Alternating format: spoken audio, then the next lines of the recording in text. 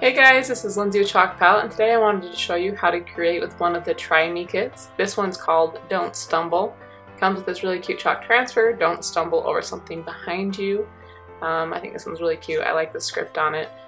Oh, and then something to note, on the back of every chalk transfer there's going to be quick, easy how-to-use instructions. So if you do want to see something step by step, you can always refer to the back of your transfer. Go ahead and open it. When starting out with a brand new transfer, you're going to want to make sure that you fuzz it first. This is essentially just making it a little less sticky so that when you put it down to your surface, it doesn't stretch your transfer as you peel it up. Again, you only have to do this the first time you open a transfer. Our transfers are reusable, so you don't have to do that every time you play with it. This Try Me kit comes with the box frame. The box frame is a one-time use surface, but it is double-sided, so you can do a design on one side and then flip it over and do something else on the other side. I like to use both sides depending on the project.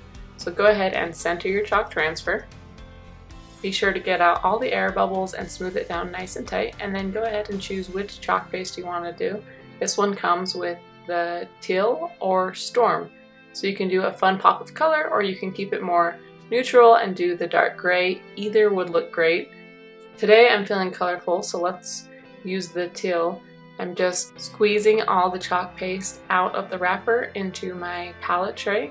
Be sure to stir up your chalk paste when using it for the first time, whether that's with a jar or the paste packets. You want to make sure it's a good consistency.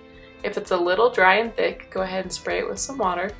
If it's a little watered down, then mix it up so that you can get all the water mixed to a good consistency.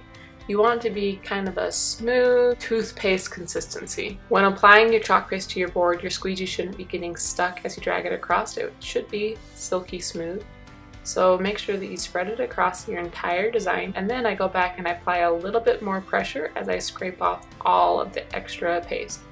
Now's the fun part. Let's go ahead and peel it up and see how we did. Peel it back slowly, choose one direction, pull it in, and look how perfect those letters are. This is my favorite part of chalking, is just seeing this picture perfect moment. Look how smooth and crisp all of those lines are. Then place it somewhere in your home where you can sit back and admire it often.